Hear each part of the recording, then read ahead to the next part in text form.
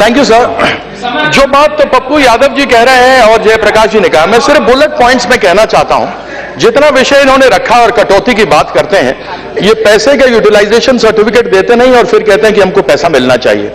अभी इन्होंने किसानों की बात को लेकर के कहा है, मुझे बड़ा आश्चर्य है जयप्रकाश जी के बात के ऊपर कि अभी जो सुखाड़ आया था, उस सुखाड़ में माननीय प्रधानमंत्री जी ने कहा था पहले 50% अगर आपको नुकसान हो तभी लोगों को अनुदान मिलता था, वो 30% भी नुकसान होगा तो मिलेगा 33%, और 1.5 गुना उसको बढ़ाया गया।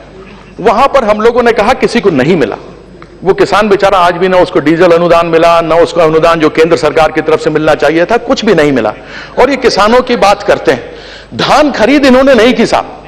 पैक्स के इलेक्शन तो जरूर हुए लेकिन गोदाम के अभाव में धान खरीद नहीं हुई, लेकिन सीधा राइस मिल में चली गई। और यही कारण है कि 3 दिन पहले वहां की सीएजी ने कहा है कि 40,000 करोड़ का घोटाला हुआ है धान खरीद के अंदर। उसके लिए कौन जवाब देगा?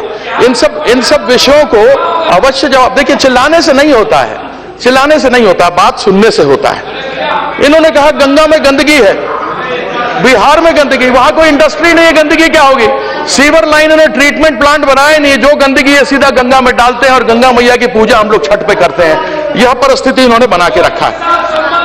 1,65,000 करोड़ का पैकेज तो मिला, लेकिन कोई योजना आज तक आगे बढ़कर के इन्होंने दी नहीं कि जिस विषय के ऊपर हम आगे कुछ कर सकें। भूकंप में एनडीआरएफ की केंद्र की टीम तो गई, लेकिन जिन लोगों को लाभ मिलना चाहिए था उनको लाभ नहीं मिला।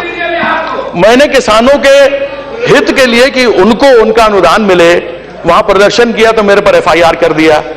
अभी इन्होंने 4 एफआईआर हम पर किए, 3 पहले किए थे, सब 12 साल के बाद हम उसमें से निकल चुके।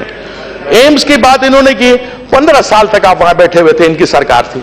उसके बाद जिनके साथ गठबंधन में 10 साल उनके साथ थी, सामने ऑपोजिशन जो चले गए हैं वो वहां बैठे हुए थे।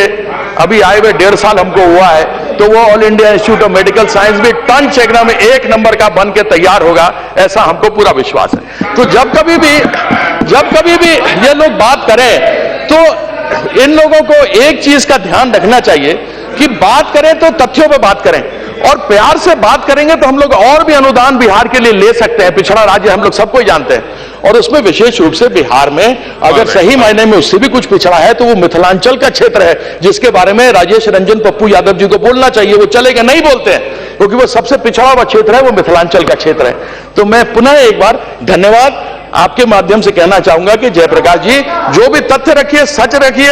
यहां पर यह लोकतंत्र का मंदिर है, यहां पर असत्य बोलना उचित नहीं है। इतनी ही मैं आपको उपदेश दे सकता हूं। धन्यवाद।